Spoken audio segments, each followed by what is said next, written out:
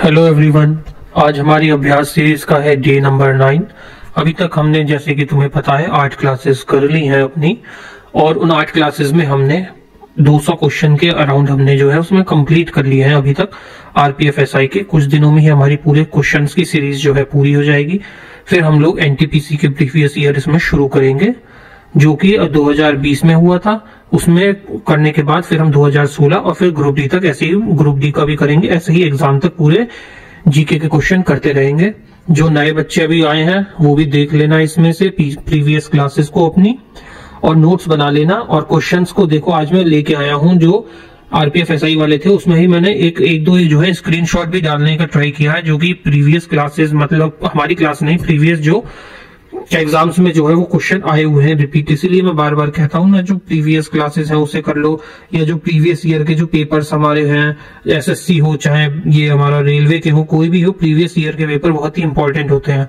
अगर वो भी देख लो। अभी हमने जो है कल एक वीडियो डाली थी जो 10 मिनट में जो है वो 90 डेज वाले प्लान में, उसमें भी मैंने पीवाईक्यू के बारे में बताया है। अगर नहीं देखी है तो वो वीडियो को भी देख लो, उससे तुम्हें एक आइडिया मिल जाएगा बेसिक की कैसे कैसे वो हमारा हम कंप्लीट कर सकते हैं अपने सिलेबस को जीके के, जो कि इतना वास्ट है।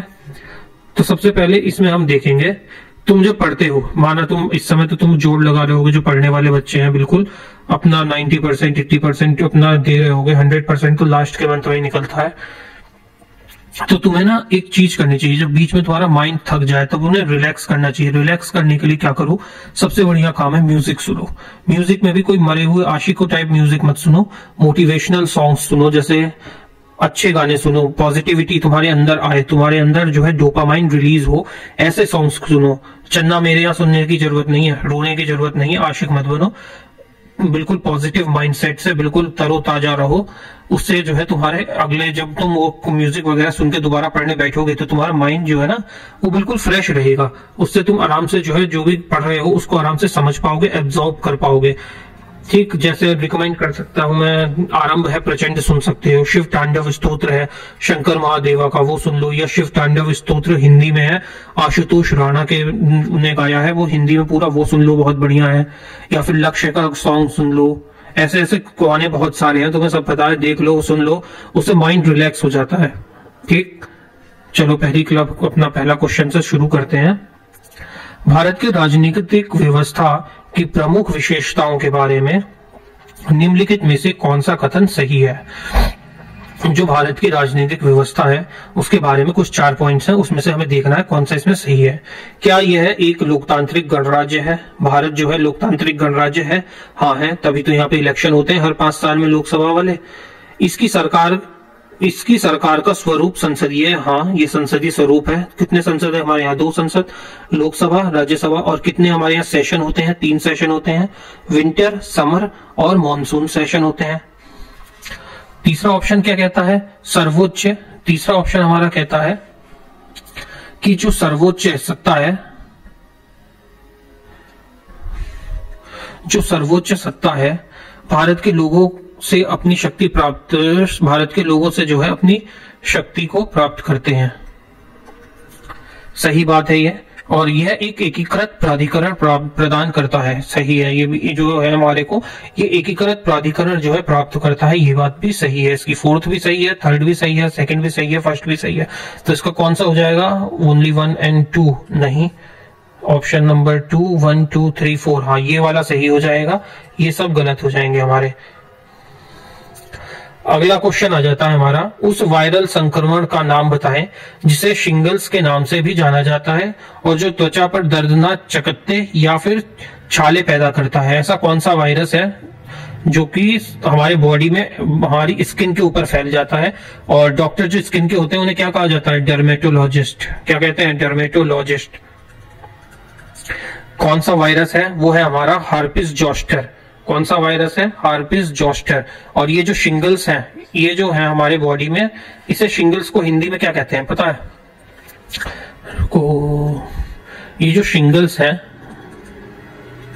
शिंगल्स को हिंदी में हम कहते हैं दाद। जो दाद हो जाते हैं ना बॉडी पे, ऐसे गोल गोल, रिंग वॉर्म भी कह सकते हैं उन्हें, रिंग वॉर्म वगैरह जो हो जाते हैं बॉडी पे, वो हो जाते हैं। ये क्यों होते हैं हमारी बॉडी में? जैसे कि हम ये हमारे बॉडी में जो है वायरस की वजह से जो फैल जाते हैं ना, ऐसे जब हम बचपन में हम छोटे थे तो हमें एक चीज हुई थी, ज्यादातर मोस्टली सबको होती है, ये चिकन पॉक्स, जिसे यहाँ पे माता आ गई भी कहते हैं ना, वही चिकन पॉक्स जो होता है ये बचपन में हो जाता है सबको, मोस्टली सबके। जोस्टर, वेरिकुला जोस्टर जो है ये वायरस को हमारे शरीर में छोड़ देता है। ये जब ये ठीक होते हैं हम इससे, तो हमारे बॉडी में जो है वेरिकुला जोस्टर जो वायरस रहता है वो रहता है, लेकिन बहुत वो बिल्कुल वीक हो गया होता है, खत्म हो गया होता है, लेकिन फिर मतलब वीक हो गया होता है, खत्म नहीं, सॉरी, वीक हो गया होता है, लेकिन होता हमारे शरीर के अंदर ही है। जब हम चिकन पॉक्स से ठीक हो जाते हैं तो जब ये वायरस हमारे शरीर में ही रहता है तो ये कभी कभी जो है ना ये एक्टिव हो जाता है, जो ये स्ट्रांग हो जाता है, कभी कभी जो ये एक्टिव हो जाता है, स्ट्रांग हो जाता है, तो उससे हमारे जो है बॉडी पे अलग अलग तरह के ऐसे श्रिंगल्स या दाग निकल जाते हैं। ये भी सबको नहीं होता है, ये सिर्फ उन लोगों को होता है जो कोई गंभीर बीमारी से जूझ रहे हैं, जिससे कोई गंभीर बीमारी है, जैसे कि जिसमें इम्यूनिटी हमारी कमजोर हो जाती है, गंभीर किसी को बीमारी है, किसी को कोई गंभीर बीमारी है जैसे HIV है या कैंसर है, ऐसे रोग हैं जो कि हमारे इम्यूनिटी सिस्टम, जो कि प्रतिरोधन क्षमता को हमारे जो है कम कर सकते हैं, वो वाली बीमारी वालों में ये दोबारा से उत्पन्न होने के चांसेस ज्यादा होते हैं। जैसे कोई कीमोथेरेपी जो लेता है ना, कीमोथेरेपी वाले, उन लोगों को भी हो सकता है ये। और ये मोस्टली जो देखा गया है ये 50+ एज वालों के ये साथ ही होता है, 50+ एज वाले जो होते हैं उनको ये मोस्टली होता है। और ये इसका एक और कारण है इसके होने का, वो है हमारा स्ट्रेस, एंजाइटी, इन सब से भी ये होता है, स्ट्रेस और एंजाइटी से भी ये सब फैलता है। Which of the following is not a poverty emission committee, इसमें से पॉवर्टी एमिशन कमेटी में से कौन सा नहीं है? तो इससे पहले जो है आंसर से पहले एक बार देख लेते हैं कि पॉवर्टी एमिशन कमेटी क्या होता है। पॉवर्टी एमिशन कमेटी, रिसेंटली हमारी एक रिपोर्ट आई है रिसेंटली। उस रिपोर्ट के अकॉर्डिंग जो हमारे गांव के एरिया है ना, ग्रामीण इलाकों में जो लोग रहते हैं, उसमें से 1/4 जो है वो किससे ग्रसित है? गरीबी से ग्रसित है। 1/4 जो है वो गरीबी रेखा के नीचे है, 1/4 जो है वो गरीबी रेखा के नीचे है। भारत में जो टोटल हमारी भारत की कुल आबादी है, भारत की कुल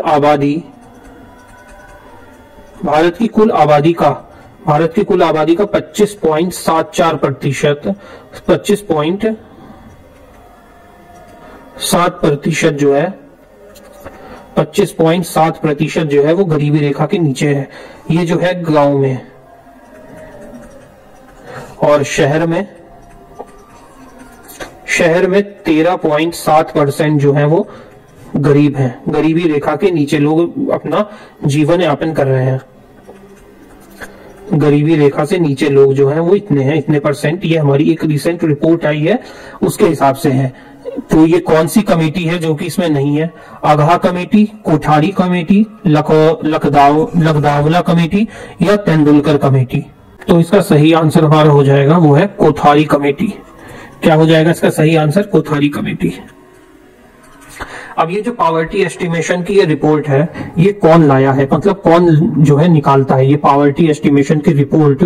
ये रिपोर्ट जो है ये निकालते हैं हमारे नीति आयोग में।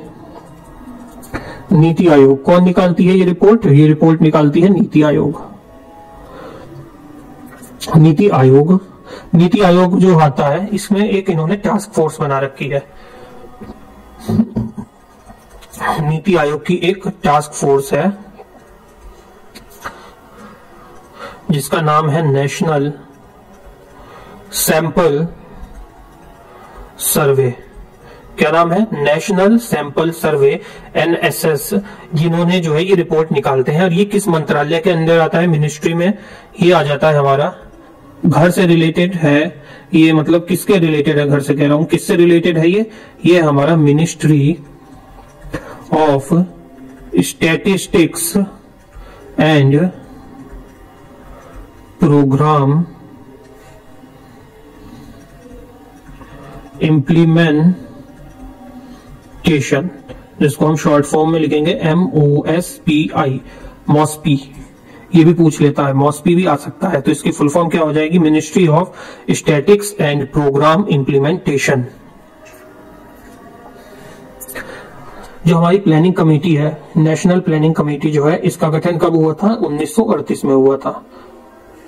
पॉवर्टी पे जो है एक और चीज देख लेते हैं। ये जो बॉम्बे योजना थी, ये अलग अलग थे, जैसे अलग, ये अलग कमेटी है। ये अलग कमेटी कब बनी थी? ये बनी थी 1979 में बनी थी। और ये लखवाना कमेटी 1993 में बनी थी। और ये तेंदुलकर कमेटी 2009 में बनी थी। और ये कोठारी कमेटी जो है, ये जो है हमारी नेशनल एजुकेशन कमीशन की कमेटी है। किसकी कमेटी है? नेशनल एजुकेशन की कमेटी है। इसके हेड कौन है? इस कमेटी के, कोठारी कमेटी का जो हेड है, उनका नाम है दौलत सिंह कोठारी।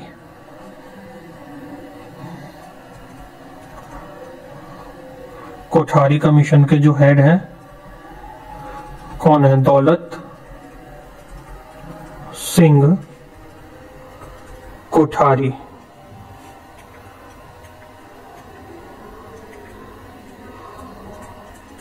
ठीक, अगला क्वेश्चन देखते हैं। भारत सरकार ने स्मार्ट सिटीज मिशन किस वर्ष शुरू किया था? भारत सरकार जो एक स्मार्ट सिटी मिशन चला रही है, वो कब शुरू हुआ था और कब तक इसकी डेडलाइन थी? डेडलाइन तो अभी इसकी 2024 में ही थी, जिसे एक्सटेंड कर दिया गया है 2025 में, मार्च तक के लिए इसको जो है बढ़ा दिया गया है। 2024 में इसको जो है एक्सटेंड कर दिया गया। कब तक के लिए? 31 मार्च 2025 तक के लिए। ये कोठारी कह रहा हूँ, स्मार्ट सिटी योजना जो हमारी बनी थी, ये बनी थी साल 2015 में। कब बनी थी स्मार्ट सिटी योजना? 2015 25 जून को। 2015 में 25 जून को जो है ये स्मार्ट सिटी वाली योजना का शुभारंभ हुआ था। ये किस मंत्रालय के अंदर आती है? ये मिनिस्ट्री या फिर मंत्रालय जिसके अंदर आती है ये, उसका नाम है ministry of housing and urban affairs. हाँ, एक और चीज याद आई, अपना टेलीग्राम चैनल है उसे ज्वाइन कर लेना। टेलीग्राम पे से इसकी पीडीएफ मिल जाएगी। टेलीग्राम चैनल पे से इसकी तुम लोग पीडीएफ ले सकते हो, उस पर इसकी पीडीएफ पड़ जाएगी टेलीग्राम चैनल पे से। तो ये किसके अंदर आ जाती है? Ministry of housing and urban affairs. इसका जो मेन उद्देश्य है या जो मोटो है वो है इंफ्रास्ट्रक्चर को हमारे देश में अच्छा करना और वहां पे जो है क्वालिटी ऑफ लाइफ को एक डिसेंट तरीके से चलाना, कि लोगों के लिए अच्छी सड़क वगैरह और जो नॉर्मल सी फैसिलिटीज है वो सब वहां पे प्रोवाइड करवाना।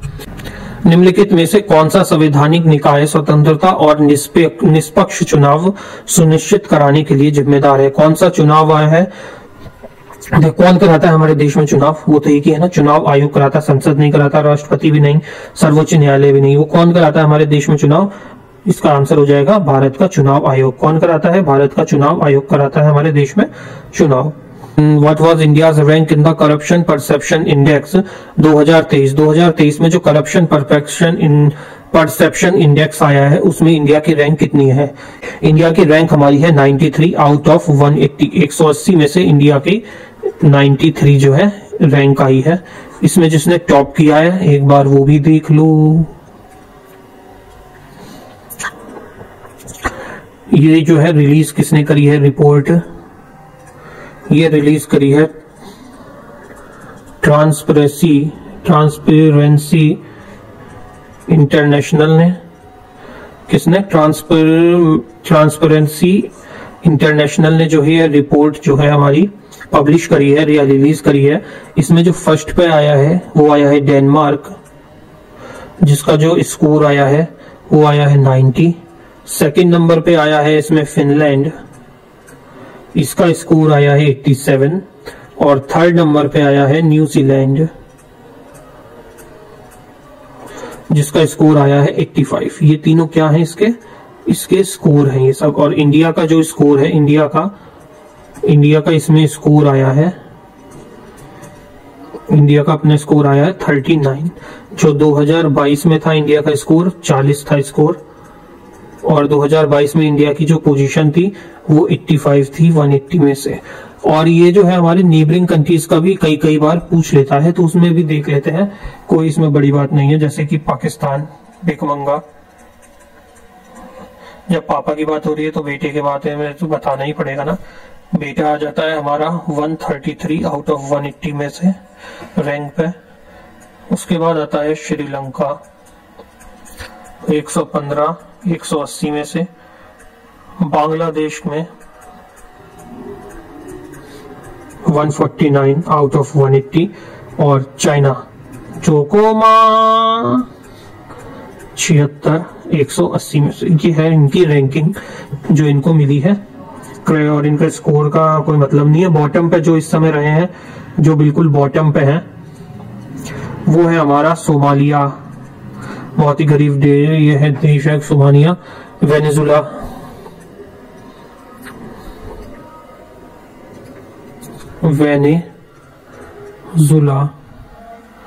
ये है सीरिया है। ये सब जो है सबसे नीचे नीचे के लाइन में रहे हैं, बॉटम पे। ये तो हमने देख लिया, अपना चुनाव आयोग इसका जो है वो कराता है। Who was the author of the book Reways of Indian Culture? ये बुक है एक Reways of Indian Culture, इसके ऑथर कौन है? वो है डीपी दुबे।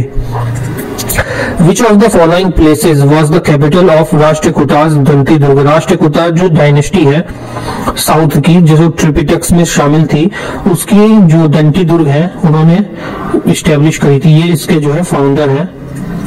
उनकी कैपिटल क्या है? कैपिटल पूछा, राजधानी। राजधानी इनकी क्या थी? उस समय जो इनकी राजधानी थी वो थी मान्यखेट, और ये राजधानी बाद में चेंज भी की जाती है। तो यहां से देखेंगे हमारा सबसे पहले राष्ट्रकूट।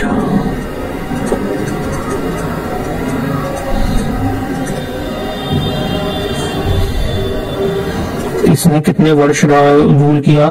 इसने 200 सालों तक जो है राज किया था भारत पे, जो कि ऑलमोस्ट 6 से लेके 10th सेंचुरी तक थे ये लोग यहाँ पे। इन्होंने जो प्रमोट किया था, मेन एक जो अच्छा काम किया था, वो नॉर्थ इंडिया के जो ट्रेडिशन थे, नॉर्थ इंडिया के ट्रेडिशन जो थे हमारे, उसको साउथ में प्रमोट किया था। ट्रेडिशनों को, नॉर्थ इंडिया के ट्रेडिशन को साउथ में प्रमोट किया था। नॉर्थ इंडिया के ट्रेडिशनों को साउथ में हमारे प्रमोट किया था। इसके फाउंडर हमने जैसे अभी क्वेश्चन में ही था, कौन थे? दंती दुर्ग इसके फाउंडर हैं, जिन्होंने हराया था किसे? इन्होंने हराया था, किसको हराया था? कीर्ति वर्मन सेकंड को, जो कि चालुक्य वंश का था।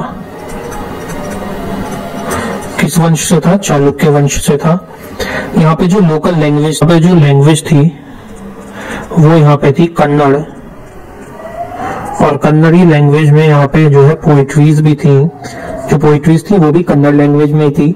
इस समय पे एक ऑथर थे और रूलर भी थे। यहाँ के ऑथर और रूलर थे जिनका नाम था अमोघ वर्षा। ये इस डायनेस्टी के रूलर भी रहे हैं, अमोघ वर्षा। इन्होंने जो पोइट्रीज लिखी है वो कन्नड़ लैंग्वेज में ही लिखी है। इनके सीक्वेंस से देख लेते हैं कौन कौन सा राजा कब था। सबसे पहले आ जाते हैं दंती दुर्ग, जिन्होंने इसकी स्थापना करी थी। दंती दुर्ग के बाद आते हैं कृष्ण फर्स्ट के बाद आते हैं गोविंद सेकंड। देख लो, भगवान कृष्ण के नाम पे ही लोग हैं, कृष्ण गोविंद। उसके बाद आता है अमोघ वंश वर्षा, जो सबसे ज्यादा इम्पैक्टफुल राजा थे। इन्होंने 68 सालों तक यहाँ पे जो है रूल किया था। कितने सालों तक रूल किया था? 68 सालों तक यहाँ पे रूल किया था। अमोघ वर्षा के बाद आ जाते हैं कृष्ण सेकंड के बाद आ जाते हैं इंद्र थर्ड। ये लास्ट रूलर होते हैं यहाँ पे। Which of the following is a foreign bank? इसमें से फॉरेन बैंक कौन सा है? कैनरा, BNP परिभाष, एक्सिस या HDFC? तो इसका सही आंसर हो जाएगा BNP परिभाष। ये बैंक जो है फॉरेन बैंक है। ठीक, इसके CEO देख लेते हैं एक बार। CEO, इसका CEO जो है वो इंडियन है, जिसका नाम है संजय सिंह। ये इसके सीईओ हैं। ये इस्टेब्लिश कब हुआ था? ये इस्टेब्लिश हुआ था 27 जनवरी 1872 में। और इंडिया में कब आया? ये इंडिया में आया है 31 मई 2021 में। ये इंडिया में आया। ये देखो कब का क्वेश्चन है ये। सीजीएल 2021 में आया है। फॉरेन बैंक पूछा है और इसमें देखो ऑप्शन भी axis, HDFC, BNP, ICICI. Option देखो एक्सिस, बीएनपी आंसर ही हो गया। एचडीएफसी भी दे रखा है, बस यहाँ पे कैनरा दे दिया है और यहाँ पे आईसीआईसीआई था। देख रहे हो आंसर इसका तो यही हो जाएगा। कितनी सिमिलरिटी है। कब आया ये क्वेश्चन? ये देखो तुम्हारे सीजीएल 2024 का क्वेश्चन 2021 में सीजीएल में आया गया है। सेकंड शिफ्ट का क्वेश्चन है। टेक्स्ट बुक से उठा के लाया हूं मैं। कब का क्वेश्चन है देख रहे हो। इसीलिए कहते हैं ये जो प्रीवियस ईयर सारे हैं ये करो, इसी से क्वेश्चन आएगा। ऐसे ही नहीं कहता हूँ फालतू में। जो कर रहा है ना उसको देखना फायदा मिलेगा इन प्रीवियस ईयरों से। सीजीएल, सीएचएसएल सबके प्रीवियस ईयर इंपॉर्टेंट है क्योंकि इस समय जो एग्जाम कंडक्ट करा रही है वो एग्जाम हमारा टीसीएस ही कंडक्ट करा रही है। और टीसीएस इस समय सबसे बड़ी कंपनी है जो हमारे एसएससी और रेलवे का एग्जाम करवा सकती है। जब कंपनी सेम है तो बाई प्रोडक्ट भी तो उसके सेम ही होंगे, ज्यादा में नहीं होंगे तो कुछ तो सिमिलरिटीज रहेंगी। Which of the following indigenous tribes celebrated the Mopin festival? ये मोपिन फेस्टिवल कौन सी ट्राइब मनाती है? ये मनाती है गालो ट्राइब। ये कब होता है? हार्वेस्टिंग फेस्टिवल होता है। ये कौन सा फेस्टिवल होता है? हार्वेस्टिंग फेस्टिवल होता है। जिसने भी कल या परसों मैंने जो वीडियो डाली थी वो हमारी किसके ऊपर थी? वो हमारी थी वो क्या कहते हैं स्ट्रेटेजी वाली। उसमें मैंने स्टैटिक जीके में एक टॉपिक बताया था। ये देखो फेस्टिवल वाला की फेस्टिवल इंपॉर्टेंट है। और ये आरपीएफ एसआई के क्वेश्चनों में देखो आ गया कि मोपिन फेस्टिवल कहाँ कौन सी ट्राइब के वाला द्वारा मनाया जाता है। ये हार्वेस्टिंग फेस्टिवल होता है और ये अरुणाचल प्रदेश का एक त्योहार है। अरुणाचल का एक फेस्टिवल है ये लोग जो है इसमें अपने ट्रेडिशनल अटायर को पहनते हैं। ट्रेडिशनल अटायर मतलब वस्त्र, जो अपने ट्रेडिशनल वस्त्र को पहन के ये वाला जो है फेस्टिवल मनाते हैं। ट्रेडिशनल अटायर पहनते हैं और जो ट्रेडिशनल इनके डांसेस होते हैं, डांस करते हैं, वहां पे डांसेस करते हैं अपने ट्रेडिशनल जो वहां पे किया जाता है असामीज में, असम का वो डांस करते हैं। और जो कस्टम होता है, एक कस्टम भी होता है। कौन से कस्टम्स होते हैं यहाँ पे? कस्टम्स में एक आता है मिथुन डांस, ओए साला कोई शक। और दूसरा हो जाता है पॉपिल डांस। मिथुन डांस और पॉपिल डांस। और पॉपिल डांस, ये जो पावरा है, ये पावरा जो है ये कहाँ की है? ये पावरा जो है कहाँ गया पेन? पावरा महाराष्ट्र की है। ऐसे ही जो भील है, भील ट्राइब है, भील ट्राइब का ही एक पार्ट है ये भगलिया ट्राइब। भगलिया ट्राइब और भील ट्राइब दोनों जो है सेम ही है। मुंबई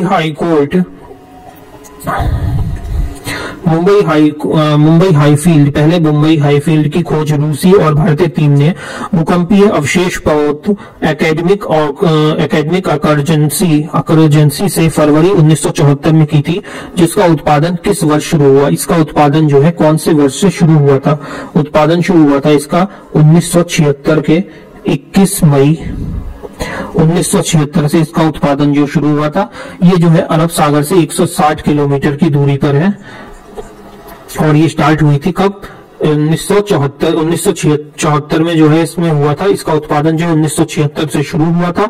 इसमें टोटल जो है 3500 बैरल तेल का जो है उत्पादन होता था पहले, और आज जो है इसमें कम से कम करीब 80,000 बैरल जो है। हमारा भारतीय पैरा एथलीट सुमित अंटिल ने पेरिस 2024 ओलंपिक खेलों में जो है कौन सा पदक हासिल किया है? जो सुमित अंटिल इन्होंने 2000 पैरा ओलंपिक में जो है भाला फेंकने में गोल्ड मेडल मिला है इनको। इन्होंने कितनी दूर फेंका था? 70.59 मीटर। और जो नॉर्मल वाला था पैरा के अलावा उसमें भी इंडिया को जो है सिल्वर मिला है। भाला फेंकने में ही सिल्वर मिला है इंडिया को, जो कि नॉर्मल वाले में, नॉर्मल ओलंपिक वाले में भी भारत को सिल्वर मिला है, जो कि दिलाया है नीरज चोपड़ा ने। एक लौता सिल्वर मेडल मिला है हमें, नीरज चोपड़ा ने दिलाया है। इन्होंने कितनी दूरी पर फेंका था वो तुम लोग बताना बाद में।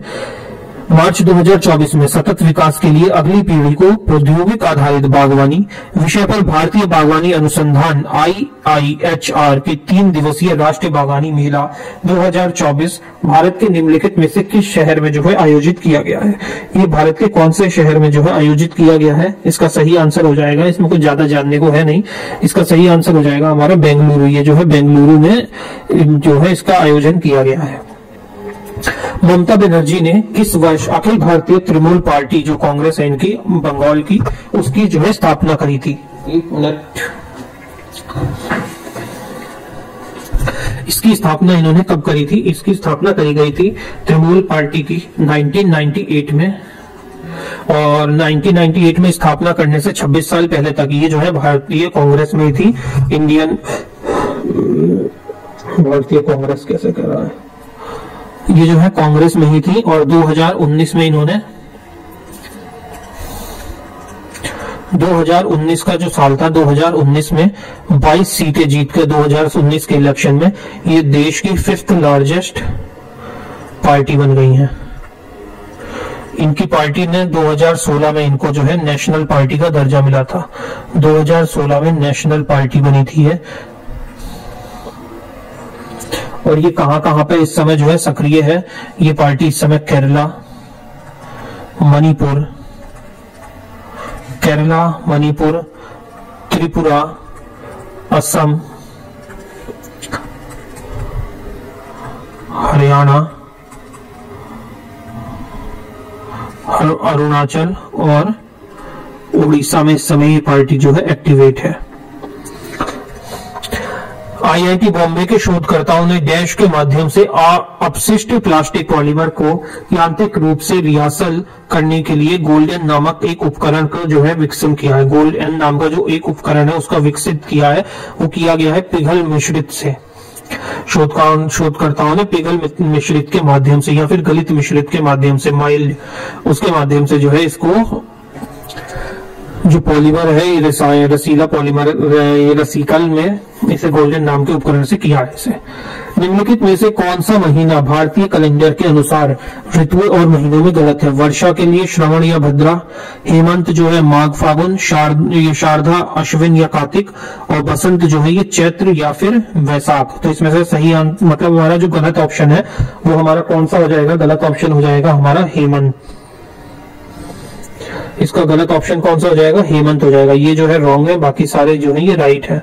हमारे टोटल जो होते हैं कितने वो होते हैं सीजन? ये होते हैं 6, टोटल जो होते हैं 6 होते हैं, जिसमें सब पहले देख लेते हैं हेमंत जो है ये माघ फाल्गुन में आता है, माघ फाल्गुन के समय का वो हेमंत कहते हैं। ऐसे ही हमारा बसंत का मौसम होता है वसंत कब रहता है? मार्च से लेके अप्रैल तक के महीने को वसंत कहते हैं हिंदी कैलेंडर के हिसाब से। ग्रीष्म मतलब गर्मी वाला सीजन, गर्मी कब रहती है? मई जून के सीजन को जो है वो गर्मी वाला सीजन हो जाता है। ग्रीष्म के बाद आती है वर्षा, बरसात का मौसम जुलाई से लेके सितंबर तक रहता है। वर्षा के बाद आती है शरद। शरद जो होता है वो अक्टूबर से नवंबर में होता है। शरद पूर्णिमा भी आती है ना, अमृत बरसता है। फिर आती है शिशिर, समझ लो शिशिर मतलब ठंड का महीना, जनवरी से लेके फरवरी तक। भारतीय संविधान का निम्नलिखित में से कौन सा भाग मौलिक कर्तव्यों से संबंधित है? कौन सा भाग में जो हमारे मौलिक कर्तव्य दिए गए हैं ये आ जाता है हमारा पार्ट 4 के आर्टिकल नंबर 51, आर्टिकल 51 ए के अंदर जो है ये दिया गया है। ये जो है किसकी जो है कमेटी जो बनी थी उसके आधार पर या उसकी सिफारिश पर ऐड किया गया था। ये किया गया था स्वर्ण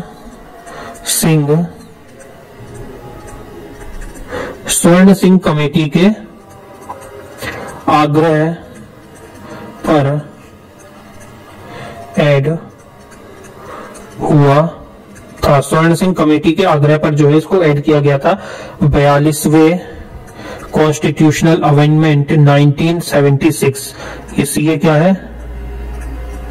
कॉन्स्टिट्यूशनल अमेंडमेंट 42वां कॉन्स्टिट्यूशनल अमेंडमेंट के हिसाब से इसके जो है वो हमें ऐड किया गया था। और जो इसमें 11th फंडामेंटल राइट है वो 86वां कॉन्स्टिट्यूशनल अमेंडमेंट 2002 में जो हुआ था उससे ऐड किया गया था। निम्नलिखित में से कौन उल्गू या उल्गुलान आंदोलन से जुड़ा है? उल्गुलान आंदोलन से कौन जुड़ा हुआ है? ये कहाँ का आंदोलन है? ये जो है छोटा नागपुर प्लेट्यू के तरफ का आंदोलन है। छोटा नागपुर प्लेट्यू के साइड का ये आंदोलन है। तो इसमें कौन सा रिलेटेड है? जो छोटा नागपुर प्लेट्यू है देखो कहाँ पे पड़ता है, ये झारखंड में पड़ता है। तो झारखंड में कौन सबसे मशहूर यहाँ पे ट्राइब में थे, वो कौन थे? बिरसा बुंदू, तिरोत या तिलक मांझी, ये थे हमारे बिरसा मुंडा जो थे उस समय के आंदोलनकारियों कह सकते हैं, उस समय की आंदोलनकारी थे। बिरसा मुंडा जी तो थे,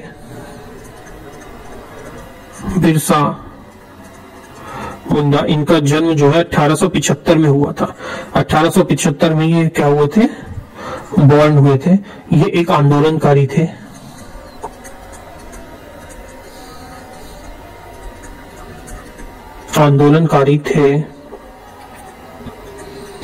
इन्होंने आंदोलन किया था और इन्होंने जो है विद्रोह किया था। कब इन्होंने जो विद्रोह किया था 19वीं शताब्दी में के अंत में भारत में जो छोटा नागपुर प्लेट्यू है वहां पर। ये बेसिकली इनका जो था वो था कि जो भेदभाव है या जो जमींदारी वाला सिस्टम है उसके खिलाफ इनका जो है आंदोलन था। और इनका जब 1890 का जब दशक आता है, 1890 के दशक आते आते ये जो है बिरसा मुंडा जी, ये उस जनजाति के, मुंडा जनजाति के जो है नेता के रूप में जो है नेता बनके उदय होता है। इनका जो है उभरते हैं 1890 के समय में। और जब इनका 1890 के बाद ये 1895 या फिर 1899 के समय में ये जो है अंग्रेजों को मार देते हैं और जमींदारी सिस्टम वगैरह को खत्म करने की कोशिश करते हैं, तभी इनको जो है मारा जाता है। ये ऐसा पूरा है इतना इसमें।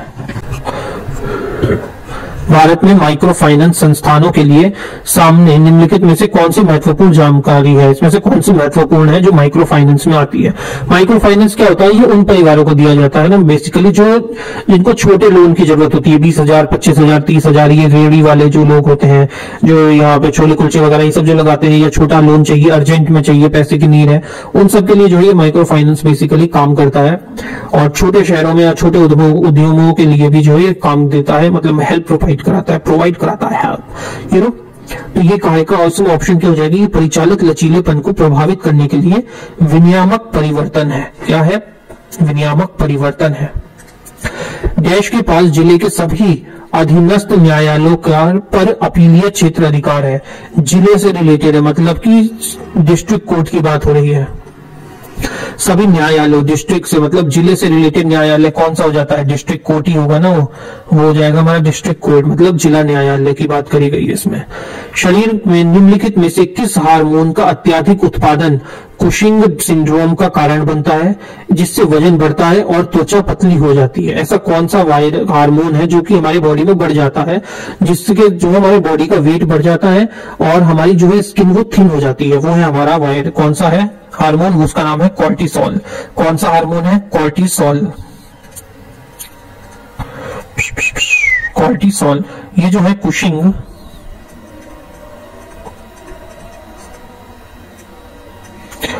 कुशिंग सिंड्रोम है, ये जो है एक एंडोक्राइनोलॉजिकल डिसऑर्डर है। एंडोक्राइनोलॉजिकल जो है एक डिसऑर्डर है जो लंबे समय तक हमारे शरीर में जब तनाव वगैरह होते हैं तो जो हार्मोन को जो है अत्यधिक मात्रा में हमारे बॉडी में जो है उत्पन्न कर देता है। ये बेसिकली इसका यही काम है, ये हमारे बॉडी में जो है ये बढ़ जाता है। राजकीय संकेलन का प्राथमिक लक्ष्य क्या है? राजकोषीय जो संकेलन है इसका जो प्राथमिक लक्ष्य है वो क्या है? जैसे कि राजकीय घोटाले वगैरह इन सबको कम करना जो है इनका मेन उद्देश्य रहता है। तो इसका सही आंसर हो जाएगा रिड्यूसिंग गवर्नमेंट डेप्थ। जो गवर्नमेंट के ऊपर डेप्थ है या लोन चढ़ा हुआ है गवर्नमेंट का, उसको कम करना ये उनका जो है राजकीय राजकोषीय संकेलन का जो है प्रथम लक्ष्य और मेन जो ऑब्जेक्टिव होता है वो होता है यही कि गवर्नमेंट का लोन जो गवर्नमेंट के ऊपर हो गया है उसको कैसे कैसे करके कम करा जाए। निम्नलिखित में से कौन सा वर्षा वाले क्षेत्र में आता है, कौन सा इसमें से जो है वो वर्षा वाले क्षेत्र में आता है? ऑप्शन देख लो, मेघालय, राजस्थान, बिहार या तमिलनाडु। इनमें से जो है वर्षा वाले एरिया में कौन सा आता है? तो जब से ये बिहार पे कैसे टिक लग गया, आज क्या ही हो रहा है पता नहीं। मेघालय, राजस्थान, बिहार या तमिलनाडु, तो इसका सही आंसर क्या हो जाएगा? राजस्थान। ऑप्शन से ही पता चल रहा है, रेगिस्तान वहां है तो बारिश तो कम होती होगी।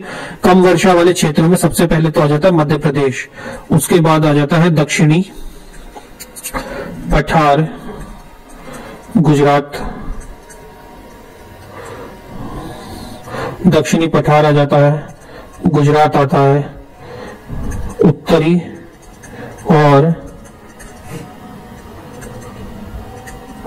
और दक्षिणी आंध्र आ जाता है इसके अंदर, कर्नाटक आता है और ईस्टर्न राजस्थान आ जाता है, साउथ पंजाब आ जाता है, हरियाणा आ जाता है और अपना यूपी आ जाता है एंड साउथ उत्तर प्रदेश आ जाता है। यहां पे जो है कम वर्षा होती है, यहां पे जो है कम वर्षा होती है इन वाले एरियाज में। और यहां पे जो है कम वर्षा होती है, वो भी कितनी कम वर्षा? 50 से 100 सेंटीमीटर। कितनी? 50 से 100 सेंटीमीटर जो है यहाँ पे बारिश होती है। और जो लेस देन 50 वाला एरिया है वो जो हो गया हमारा कच्छ हो गया, ये वेस्टर्न राजस्थान, ये वाला जो एरिया है जहाँ पे हमारा वो है रेगिस्तान है, वो वेस्टर्न एरियाज में आ जाए, वो जो है 50 सेंटीमीटर से कम है वहां पे जो बारिश होती है। जैसे हमारा कच्छ हो गया, लद्दाख का एरिया हो गया या राजस्थान वाला एरिया हो गया, ये पूरा एरिया आ जाता है उसमें। ये देखो दक्षिण पश्चिम में जो मानसून होता है उसमें कितने प्रतिशत रहता है? 73। पर्वतीय मानसून 13%, शीत ऋतु में 2.6% और पूर्व मानसून जो रहता है ये 10% रहता है। ये कब होता है ये भी देखो, जून से सितंबर, अक्टूबर से दिसंबर, जनवरी, फरवरी, मार्च और मई। ये जो है शीत ऋतु या उत्तर पश्चिम जो मानसून आता है ये अभी प्रेजेंट में चल रहा है, लेकिन बारिश का कोई अता पता नहीं है। जिसको मिले उसको बता देना भैया, यहाँ भी आ जाओ हमारे यहाँ। त्रिपक्षीय संघर्ष में कन्नौज को जीतकर निम्नलिखित में से किसने गुर्जर प्रतिहार वंश की स्थापना करी थी? गुर्जर प्रतिहार वंश के संस्थापक कौन थे? इस जो वंश है, इस वंश की स्थापना करी थी नागभट्ट प्रथम ने। ये जो है नागभट्ट प्रथम थे जिन्होंने गुर्जर वंश की स्थापना करी थी। ये तीन राज्य थे जो कि इंग्लिश में क्या कहते हैं?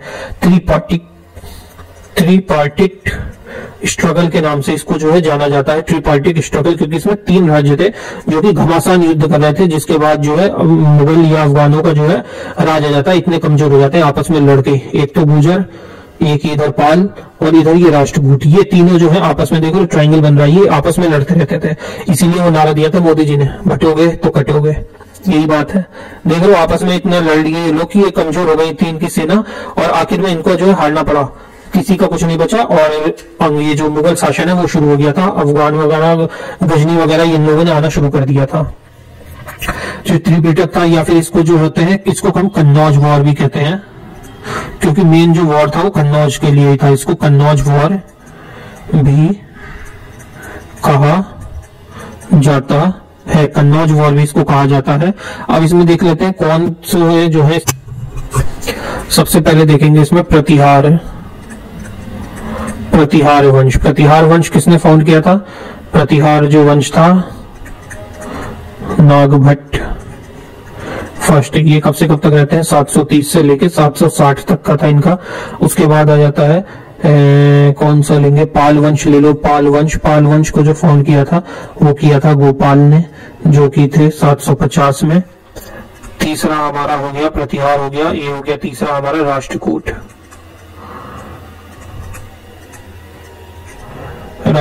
इसको जो फाउंड किया था वो किया था डंटी दुर्ग ने। अभी हमने क्वेश्चन भी किया था ना पीछे, देखो अभी क्वेश्चन आज ही किया हमने डंटी दुर्ग से रिलेटेड क्वेश्चन।